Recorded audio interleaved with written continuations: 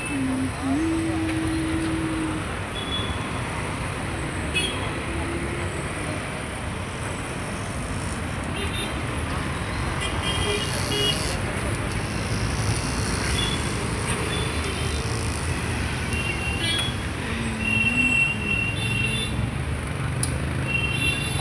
दिव्यांग human right federation कविता विजय कवटकर यांच्या संयुक्त जमान्याने जो काही साखळी उपोषण आक्रोश मोर्चा सत्याग्रह आज चौथा दिवस आहे।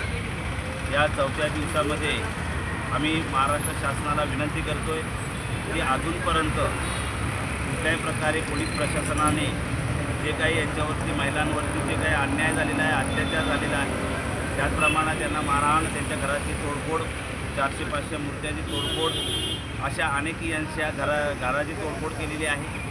त्याचप्रमाणे त्यांची गाड्या, कॉम्प्युटर गाडी, असे जे काही त्यांचे विविध प्रकारे रात्री बेरात्री दगडफेक, या अशा अनेक यांच्या आणि अनेक तक्रारी पोलीस प्रशासनाला दिलेल्या आहेत।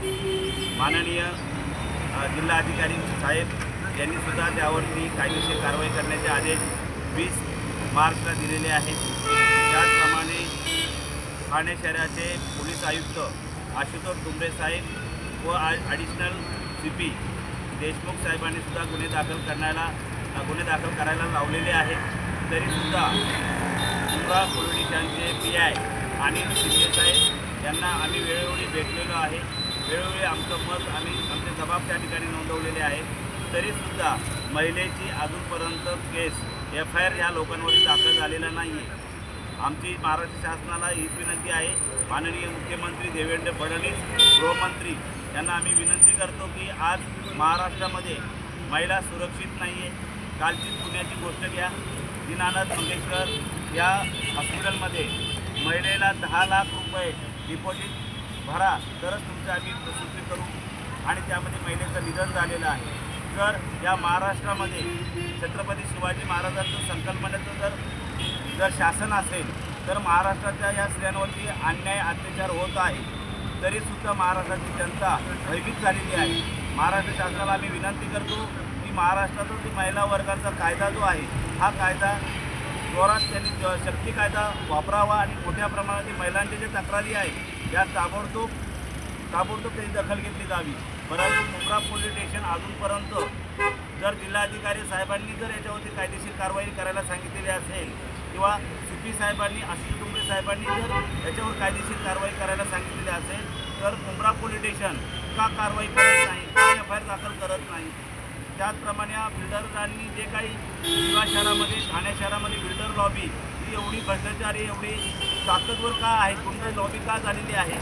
गुंड लोक मोठ्या प्रमाणावरती सर्वसामान्य लोकांना त्रास का देत आहे?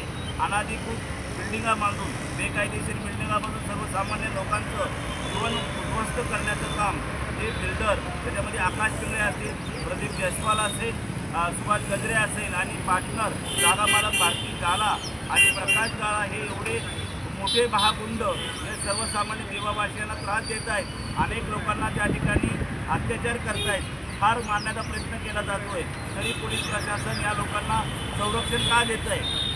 मला म्हणणं असं आहे की यांच्याकडे सगळे व्हिडिओ रेकॉर्डिंग आहे, यांच्याकडे पुरावे आहेत। रात्री बेरात्री जर मोठ्या प्रमाणात त्यांच्यावर अन्याय केला जातो आहे, यांचं घर पाडलं जातं आहे, त्यांच्या मूर्त्यांचं नासधूस केलं जातं आहे, आणि एवढ्या मोठ्या अधिकाऱ्यांनी आणि राष्ट्रपती, पंतप्रधान या सगळ्यांना हजारो कंप्लेंट आम्ही केलेल्या आहेत। एवढ्या तक्रारी होऊन सुद्धा आज 4था दिवस आहे उपोषणाचा, तरी पोलीस प्रशासन, मुंब्रा पोलीस स्टेशनचे अनिल शिंदे साहेब का यांना पाठीशी घालत आहेत? मला सरकारला विनंती आहे की मुंब्रा पोलीस स्टेशनचे अनिल शिंदे साहेब अजूनपर्यंत यांना का यांच्यावर कारवाई करत नाही? यांचं कारण आम्हाला सांगावं। जोपर्यंत यांच्यावर FIR दाखल होत नाही तोपर्यंत दिव्यांग ह्युमन राईट फेडरेशन आणि कविता विजय कवटकर हे आम्ही या ठिकाणी बेमुदत उपोषण करणार आहोत। साखळी उपोषण बेमुदत असणार आहे। जोपर्यंत महिला सुरक्षित होणार नाही तोपर्यंत दिव्यांग ह्युमन राईट फेडरेशन आणि हे कवटकर कुटुंब या ठिकाणाहून उठणार नाही आहे। त्यामुळे शासनाने त्वरित याच्यावरती कारवाई करावी। आम्ही विनंती करतो की महाराष्ट्राचे मुख्यमंत्री, महाराष्ट्राचे राज्यपाल व भारताचे पंतप्रधान नरेंद्र मोदी साहेब, त्याचप्रमाणे राष्ट्रपती द्रौपदी मुर्मू मॅडम यांना आम्ही विनंती करतो की या घटनेची दखल घ्यावी, नाहीतर तुम्ही CBI खात्यामार्फत चौकशी करावी। त्याचप्रमाणे SIT किंवा CID चौकशी करून या घटनेची चौकशी करावी। कारण ज्याप्रमाणे बीडला हजारो वर्ष लोकांवर अत्याचार केले जात होते, तिथल्या लोकांना ठार मारलं जात होतं, तसंच या दिवा शहरामध्ये आणि ठाण्यामध्ये मोठ्या प्रमाणावरती अत्याचार लोकांचे घरं बळकवण्यासाठी हे लोक करत आहेत।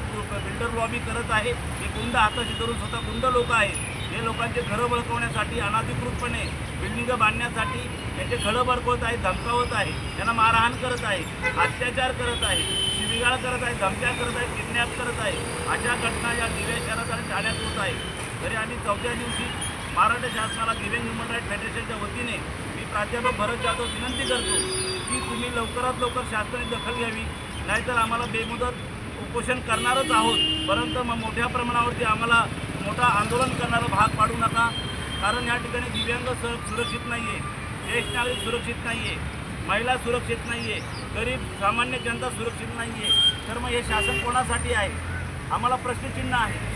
डॉक्टर बाबासाहेब आंबेडकरांनी जे काही संविधान दिलेलं आहे, त्या संविधानात जे काही महिलांना अधिकार दिलेले आहेत, दिव्यांगांना जे अधिकार दिलेले आहेत, या अधिकारांचं या कायद्याचं पालन केलं जात नाही आहे।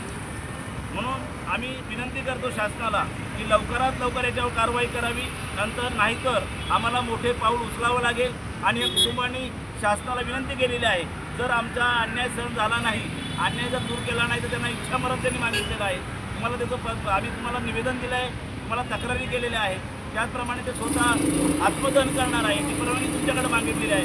उद्या जर या कुटुंबाने आत्मदहन झाल्यावर शासन जागा होणार आहे का?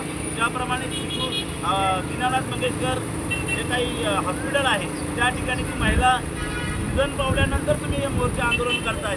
सर्वसामान्य ठाणेकर आणि दिवाकर वासियांना मी विनंती